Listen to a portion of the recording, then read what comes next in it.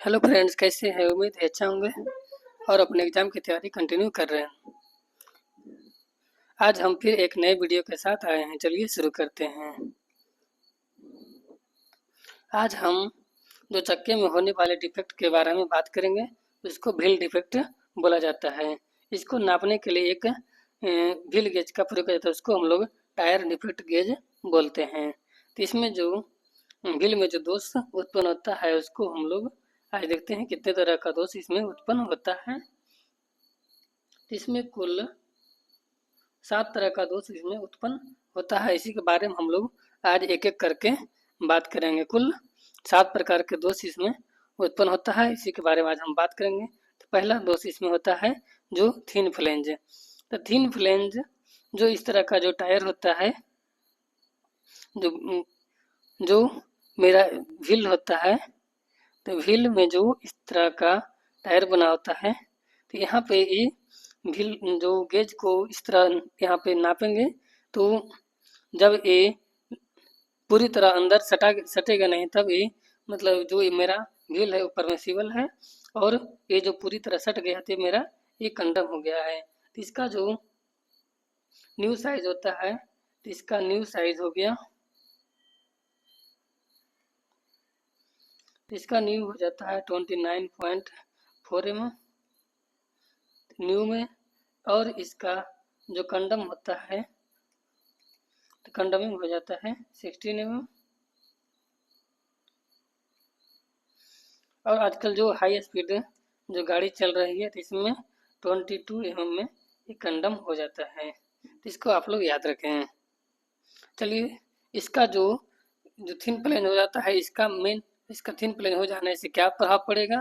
तो thin plane हो जाने से ये व्हील जो कर्व में जो गुजरेगा तो अपना साइड ऊपर होते गुजरेगा और ये रगड़ के साथ चलती है, जिससे जो व्हील फ्लेंज है टूटने की संभावना होती है और ट्रेन डिरेल हो सकता है। जब फ्लेंज पतला हो जाएगा तो ये इसका जो जगह इसको ज़्यादा मिलेगा और ये मूव करते हुए चलेगा, जिससे फ्लेंज को टूटने की संभावना होती है। इसीलिए थिन प्लेन होने पर चक्के को कंडम कर दिया जाता है। अगला जो है शार्प फ्लेंज।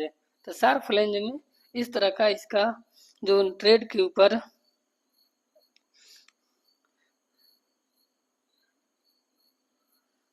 इस तरह ट्रेड के ऊपर एक नाप के देखेंगे तो यहाँ पे जो गेज है इस तरह नापेंगे, तो यहाँ इस तरह यहाँ मिडिल से लाइट पास होना चाहिए, तब ये चक्का ठीक है, परमिसिबल है।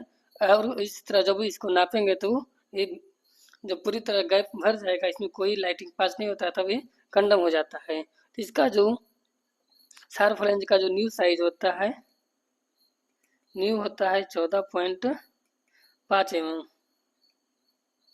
इसका जो कंडमिंग हो जाता है वो 5 mm में कंडमिंग हो जाता है, यानी जो घिस करके पूरी तरह घिस गया और इसमें कोई लाइट नहीं पास हो रहा है, तब ये कंडम हो जाता है।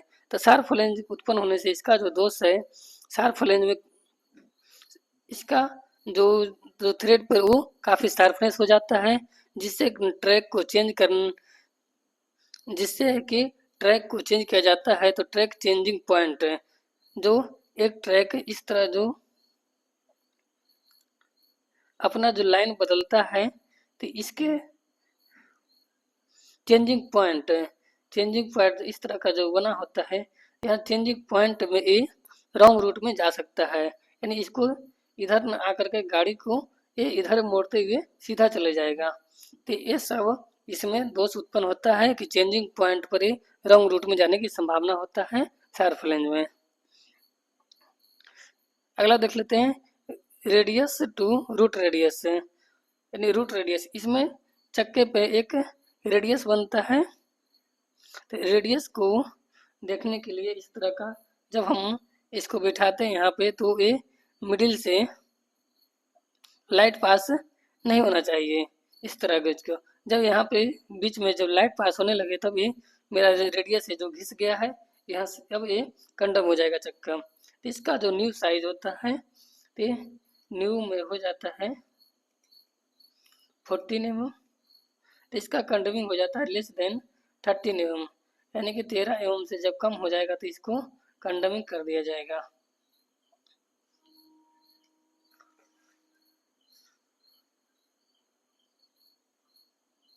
आगे बढ़ते हैं। आगे हो गया डीप फ्लेंज। तो डीप फ्लेंज में इस तरह हम गेज को नापेंगे और जो थ्रेड पे इस तरह बैठाएंगे और यहाँ पर देखेंगे कि पूरी तरह सट तो नहीं रहा, नहीं सट रहा है तो ये परमिसिबल है चक्का, और पूरी तरह इस तरह सट जाएगा तो ये परमिसिबल नहीं होगा। इसका जो डीप फ्लेंज का न्यू होता है, न्यू हो जाता है 28.5 mm और इसका कंडमिंग हो जाता है 35 mm। तो डीप फ्लेंज होने से क्या दोष होता है, तो रेल जॉइंट के पास फिश प्लेट है। जब डीप फ्लेंज हो जाएगा तो रेल जब इस तरह जॉइंट होता है तो इस तरह जॉइंट पे एक फिश प्लेट प्रोवाइड किया जाता है। तो इसी को ये फिश प्लेट को टच करेगा और फिश प्लेट में जो इस तरह का बोल्ट लगा होता है इसको एक कटिंग कर देगा, जिससे गाड़ी का डिरेलमेंट होने का संभावना होता है। तो इसीलिए डीप फ्लेंज होने पर चक्के को कंडम कर दिया जाता है। Flat face on tyre. Flat face है,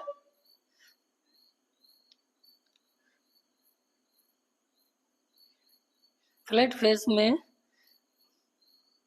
जब इस तरह हम गेज को बैठाएंगे तो जो दोनों साइड का भाग नहीं बैठना चाहिए, और इस तरह जब तो बैठ गया तो ये मेज चक्का कंडम हो गया। तो इसमें जो कोच में होता है,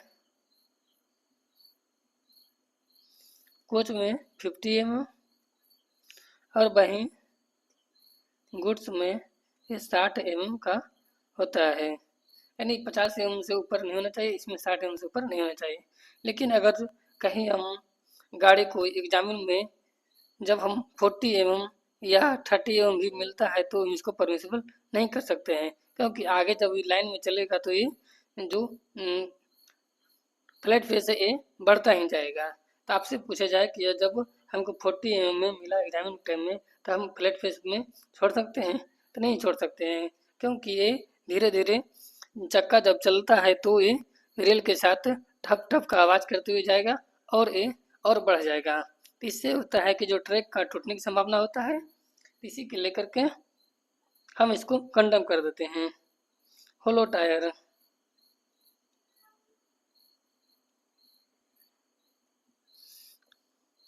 तो होलो टायर जब ये डीप फ्लेंज होगा तब ये होलो टायर भी होगा, क्योंकि यहाँ ये इस तरह का गैपिंग होता है और यहाँ पे जो थ्रेड पे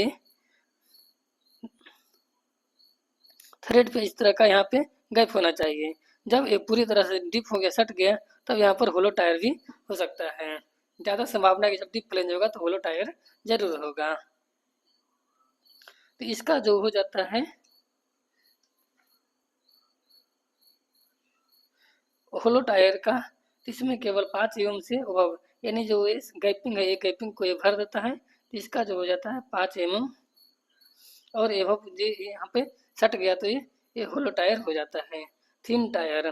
तो थिन टायर आजकल तो एक सॉलिड टायर, जो सॉलिड टायर आ रहा है, इसमें जब थिन टायर को उतना प्रयोग नहीं किया जा रहा है, लेकिन फिर भी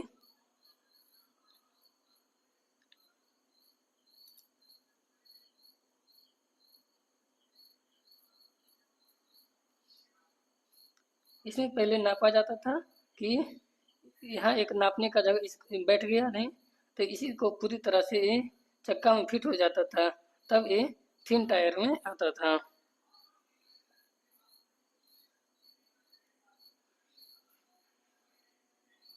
इसका नीचे डिटेल से देखते हैं।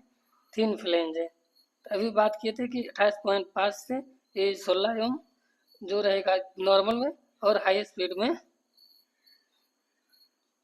22 एम।